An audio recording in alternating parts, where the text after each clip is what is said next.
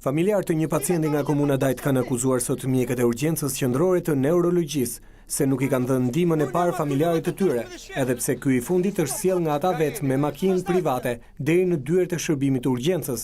Shive, vidaktore që e patë përstënd, ne. Se kanë pa më sy heq. Nuk e ka dhënë emrin aty, është çoni ke pesë ato. As tensiona se gjobën primare dhe ne. Ti punë këtu ka shpoj, sa që punë Tension se kam, di tension se kam me prek në dorë. Të marrë të plus 100. Dunja ma tension të shqeti. Nga jeni? Më zdajt i kem, nga Selba. E keni si në urgjencë, sa ko keni që keni si në E kom sjellë në makinë kaston, të gjetë makinë, jo e rrugë, jo e gjithë rrugë. S'ka është makinë aty. Ngjarja ka ndodhur rreth orës 12 paraditës në një kohë me shumë fluks në shërbimin e urgjencës.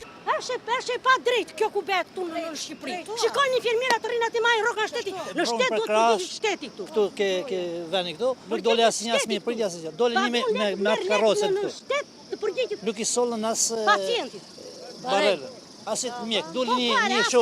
Po pse ku i quan tani? E morë edhe E morën një çuke pesë. Po çuke pesa se këtu s'do të makinë vetë. Vetë mjekët e këtij shërbimi kanë reaguar duke ja hedhur fajin keq organizimit të punës, si dhe pamundësisë që urgjenca ka për t'i ardhur në ndihmë të gjithë qytetarëve të shumt nga Tirana dhe rrethet. Ishte një problem i psikiatrisë dhe urgjenca psikiatrisë ndodhet rreth 70 metra nga urgjenca jo. Dhe siç më raportuan dhe kolegët, të rasti u nis më një herë, ka gjëra të cilat nuk shkojnë në këtë spital për janë shumë të mbarësor dhe kronike. Dhe këtu është thjesht dizorganizim, nuk ka asnjë lidhje me pasaj këto janë kronika të përditshme të cilat ndodhin.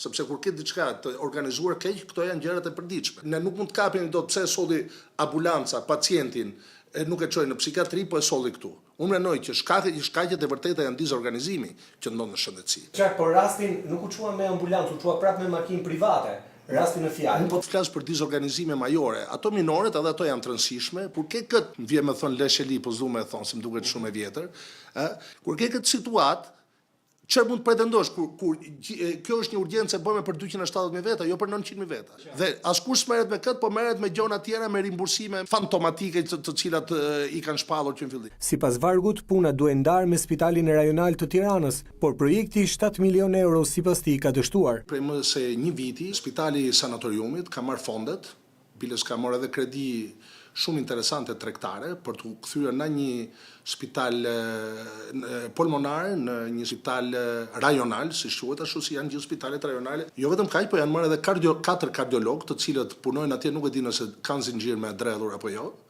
Kanë edhe investime shumë interesante që mund bëjnë deri në hemodinamik. Nuk është marrë asnjë mas që ky staf i cili merr rrogën rregullisht, merr rrogën e taksapaguesve shqiptar, të vetë në punë. Merr gjithë këtë, se ke një staf të tërë që për me rrogën e s'punon atje. Ju kapeni me një ambulancë që rasti që ato shoferë të shkret punojnë.